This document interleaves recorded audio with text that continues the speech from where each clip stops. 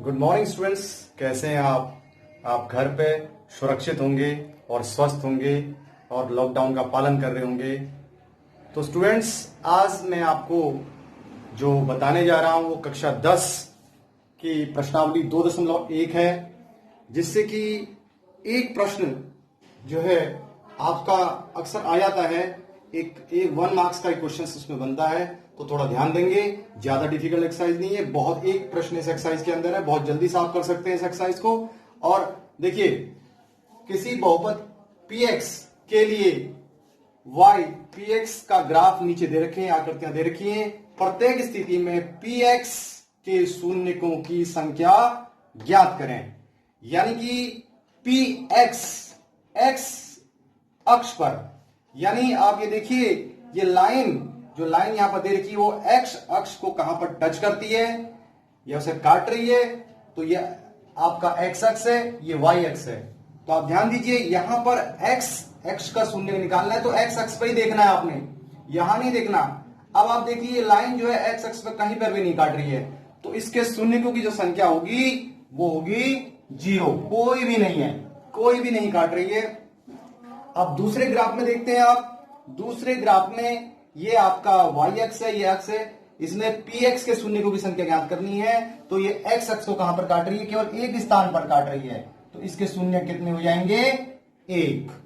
और इसी तरह से इस ग्राफ को आप देखिए, इसमें भी वही x के शून्यकों की संख्या, यहां पर x की बात आ रही है तो x अक्ष पर एक यहां काट रही है और एक यहां पर और यहां पर। ये कितनी जगह होगी? 1, 2 और 3 जगह। तो इसके शून्य कितने हो गए? 3। तो उत्तर हो गया इसका 3। और इसी तरह से यहां पर ये कितनी जगह पर काट रही है? 1 और 2। तो इसके शून्य हो गए 2। तो केवल आपने शून्य लिखने हैं, शून्य यहां पर 2 हो गए। इस कंडीशन में 1, 2, 3 और 4, 1, 2, 3, 4 एक्स अक्ष पर 4 शून्य हो गए। और इसी तरह इसमें देखेंगे आप 1, 2 और 3 जगह पे, तो इसके शून्य कितने हो गए? 3। इस तरह से आपने ध्यान देखना है। अगर यहां पर आता पी वाई के शून्यकों की, वाई की कंडीशन आती, अगर वाई की कंडीशन आती तो हम वाई एक्स पर देखते। तो यहां अगर वाई एक्स की कंडीशन हम देख रहे हैं, अगर वाई के लिए क्वेश्चन आता है तो आप यहां लिख सकते हैं वाई एक्स पर एक जगह पर काट रहा है, यहां पर वाई एक्स पर एक जगह पर काट रहा है और यहां पर वाई को एक जगह पर काट रहा है। इस तरह से यहां पर बिल्कुल नहीं है वाई पर टच ये, और इस तरह से यहां पर वाई एक्स को एक जगह पर काट रहा है और इस तरह से यहां पर y को एक जगह पर काट रहा है।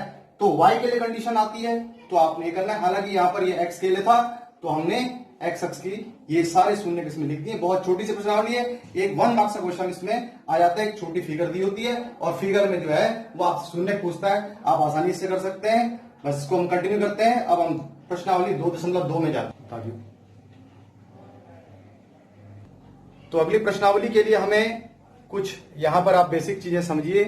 सबसे पहले जो अगली प्रश्नावली जब हम करने जाएंगे तो उससे पहले कुछ आपको जानकारी होनी चाहिए। किसी बहुपद के शून्यकों और गुणांकों में संबंध, ये आपको पता होनी चाहिए कि बहुपद के जो शून्यक हैं और उनके गुणांकों के बीच में संबंध क्या होता है। तो सबसे पहले हम बात करते हैं, यदि किसी बहुपद px ax प्लस b, अब ये ax प्लस b का मतलब समझना एक रैखिक समीकरण है। इसमें आप देख रहे हैं कि ये एक जो है आपका बहुपद किस तरह का है, इसका शून्य कितना निकलेगा? आपका 1 निकलेगा, क्योंकि रैखिक समीकरण है। तो ax plus B is equal to 0 रख के x इज इक्वल टू ये उधर चला गया माइनस बी अपॉन ए। तो इस जो इसको हम शून्य जो x का मान निकला, जो इस बहुपद को क्या करता है? संतुष्ट करता है। तो ये मान निकल गया इसका, तो ये मान निकला और इस मान को हम क्या कह रहे हैं? अल्फा। और अल्फा यहां पर आपका है माइनस बी अपॉन ए। बी अपॉन ए का मतलब क्या है जी? यहां पर आप देखिए, ये हमारे पास एक बहुपद है। अब आप ध्यान दीजिए, यहां पर जो b है, b क्या है? अचर राशि। अचर राशि वो है जिसके साथ x y कुछ भी नहीं है, जो बिल्कुल x और y के बिना है। ये अचर पद होता है। a जो होता है वो x का गुणांक, जो x के आगे लिखा हुआ है वो x का गुणांक। तो आपको एक ध्यान रखना है, अगर एक पदी बहुपद है तो आप देख रहे हैं कि उसका जो है शून्य 1 होगा और उसमें जो है आप कैसे निकालेंगे? माइनस बी अपॉन ए।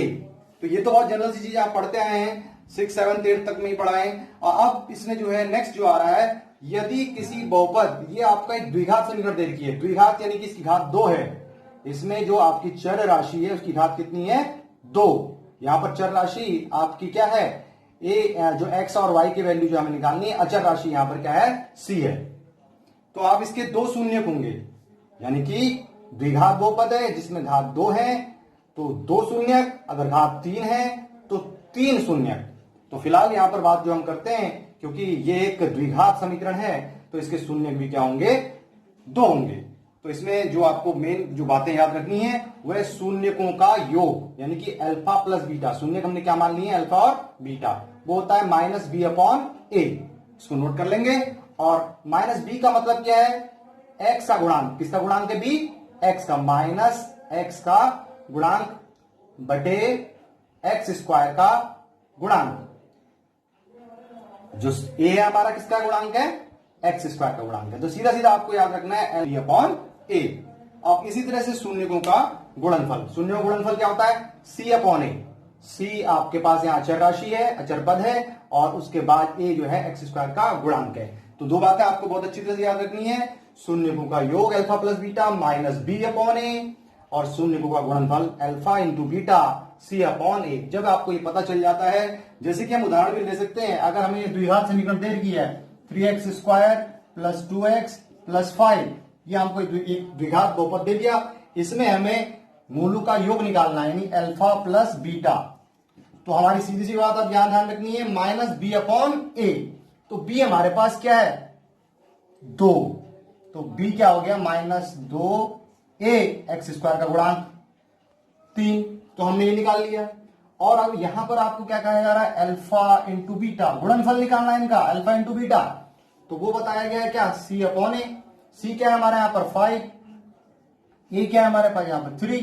तो इस तरह से हमने इस द्विघात बहुपद से हमने शून्यकों का योग और शून्यकों का गुणनफल निकाल लिया। तो आप ध्यान दीजिए, यहां पर ये a होता है, ये आपका b हो गया, और ये c हो गया।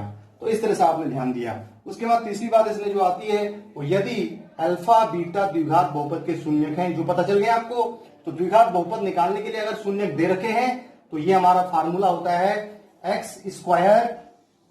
ये बहुत इंपॉर्टेंट चीज है, याद रखना है, एग्जाम में आता है। क्या होता है इसमें कि शून्यकों का योग दिया होता है और शून्यकों का गुणनफल दिया होता है। तो आप क्या लिखेंगे, सीधा x² - alpha plus beta, bracket बंद करके x, और फिर इनका गुणनफल। तो ये आपको बहुत इंपॉर्टेंट चीज हो गई, शून्यकों का योग, शून्यकों का गुणनफल।